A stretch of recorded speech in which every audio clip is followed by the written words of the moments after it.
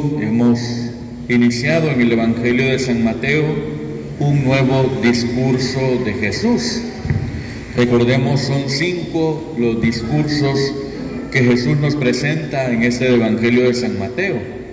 Y este que iniciamos hoy se le llama el discurso de las parábolas, donde Jesús en 7 parábolas nos tratará de explicar lo que es el reino de Dios. Y las parábolas son así en una forma pedagógica, es como imágenes muy familiares de la vida cotidiana y del campo que utiliza Jesús para explicarle a la gente el misterio del reino de Dios. Y lo presenta así en parábolas porque eso significa que algunos le lograrán comprender un poco más a fondo y otros pues solo se quedarán en palabras bonitas que no les dirá nada. Por eso Jesús dice: el que quiera oír, que oiga, porque el que quiera ver sabrá abrir sus ojos para reconocer la presencia de Dios aún en lo pequeño y lo sencillo de la vida.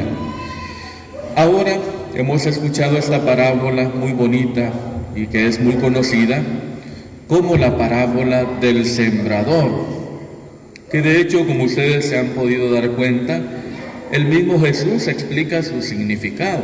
¿Qué significa los granos que cayeron en el camino, los granos que cayeron entre piedras, los granos que cayeron en tierra buena?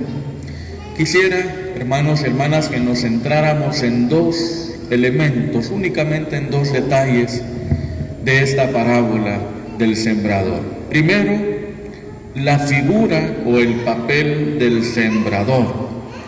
El sembrador que con mucha alegría, con mucha ilusión, sale a sembrar la semilla, sobre todo esperando un día encontrar fruto de esa siembra. Eso es lo primero que quisiera resaltar hoy, la figura del sembrador. Y lo segundo, que ante la siembra de la semilla es indudable que se experimentan algunos obstáculos. Es decir, ¿cuáles son los obstáculos que muchas veces no dejan que la semilla dé el fruto que muchas veces el sembrador espera? Los obstáculos que también nosotros encontramos en nuestra propia vida y que no nos dejan dar los frutos que el Señor esperaría de cada uno de nosotros. Primero, el sembrador. Eso es lo primero que nos imaginemos. Sabemos muy bien que el sembrador representa a Dios. Es Dios quien con gran amor, con gran generosidad, siembra la palabra en cada uno de nosotros.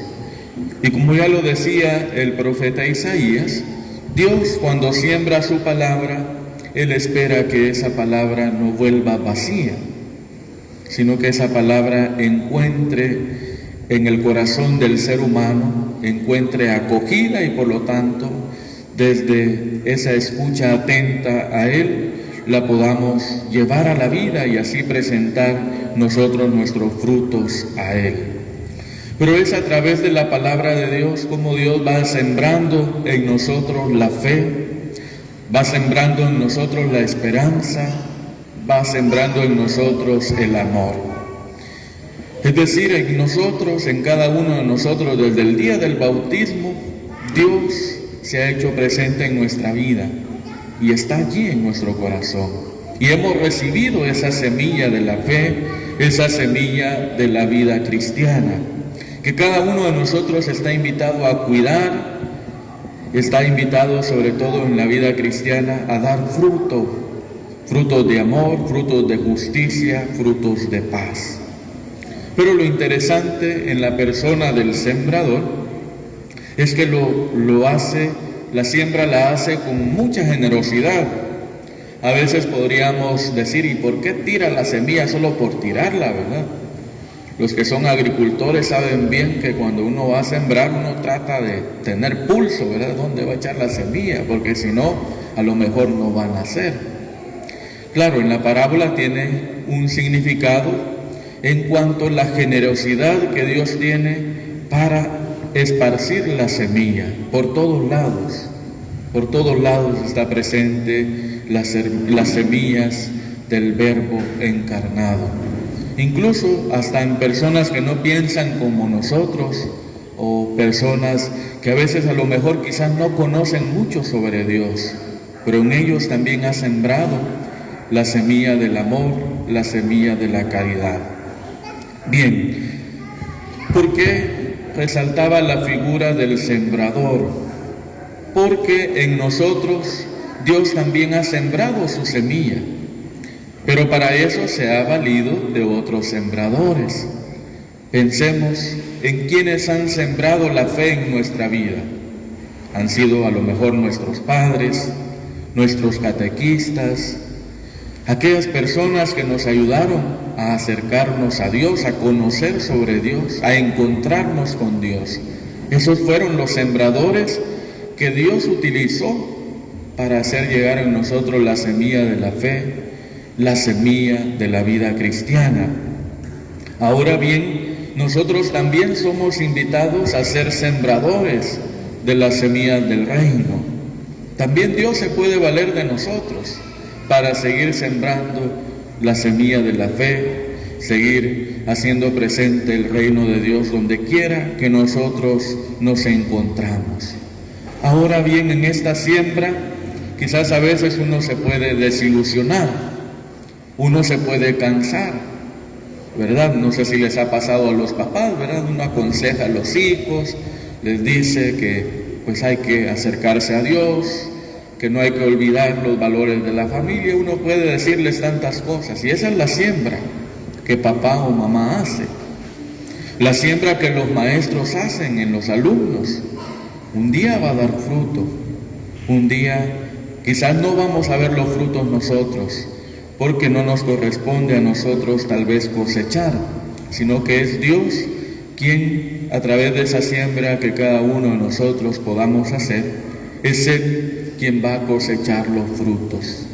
Por lo tanto, también nosotros podemos ser sembradores, y ojalá que seamos como el buen sembrador, que es generoso y que no tiene miedo de esparcir la semilla por todos lados. Lo segundo que quisiera que reflexionáramos de esta parábola son los obstáculos que la semilla encuentra para poder germinar. Sabemos bien que cuando uno siembra una planta, uno lo hace con la ilusión que esa planta se va a lograr. Uno lo hace con la ilusión que algún día voy a tener algún fruto. Si no, por ejemplo, uno no va a sembrar un palo de limón solo para que esté de adorno, ¿verdad? Uno espera algún día poder cortar limones, pero no siempre sucede, ¿verdad? Que uno siembra el árbol y ya al instante o al corto plazo va a dar los frutos. No, a veces esa planta va a experimentar algunos obstáculos. Y lo mismo nos sucede a nosotros. Ya en nosotros ha sido sembrada la fe, ha sido sembrado la esperanza, ha sido sembrado el amor a través del bautismo. Pero para que eso dé fruto, también yo debo de cuidar, también yo debo de hacer lo posible para que mi propia vida sea un lugar fecundo y no un lugar donde la semilla no dé fruto.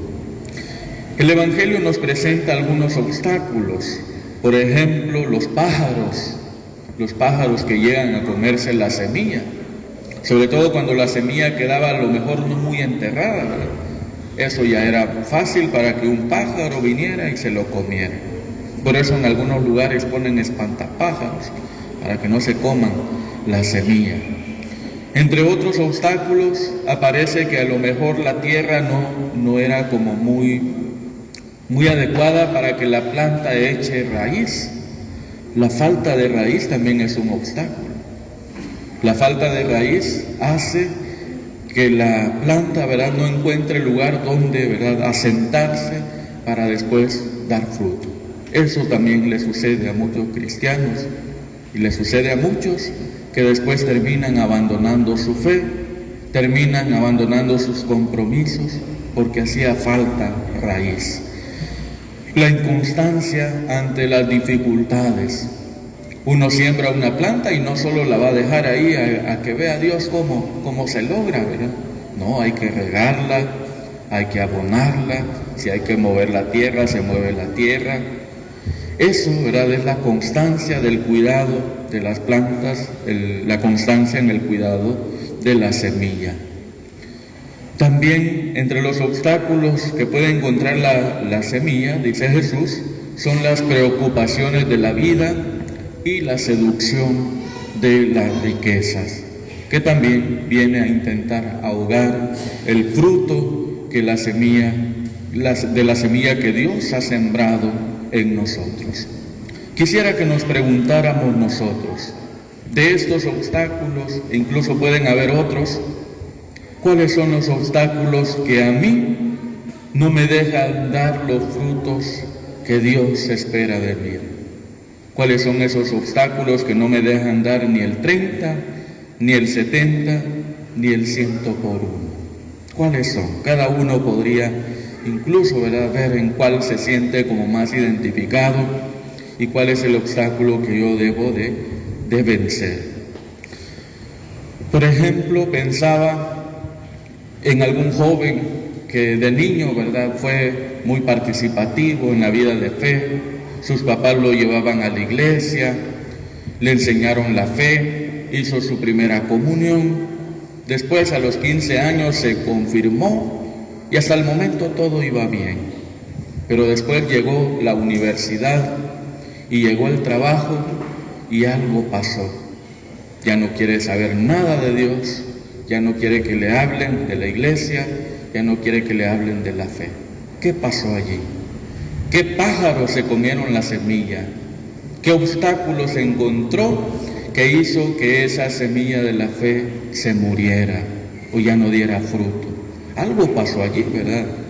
Por eso qué importante, sobre todo los que son jóvenes, niños, los adultos también, porque a veces hay algunos hasta de adultos llegan a perder su fe, llegan a abandonar su vida cristiana, llegan a abandonar sus compromisos por los cuales tanto han luchado. Por eso cada uno sabe cuáles son los pájaros, las zarzas, las piedras que podemos encontrar en el camino y que intentan ahogar lo que ya Dios ha sembrado en mí. Por eso, qué interesante el ejemplo del sembrador, porque los que tienen la experiencia de la vida del campo, sabemos que, por ejemplo, un campesino todos los días está cuidando su siembra, todos los días, ahí va, que si le salió un monte, ¿verdad?, a la milpa, ahí va a quitar el monte, de que si hay que abonar la milpa, ahí va y todos los días la está cuidando.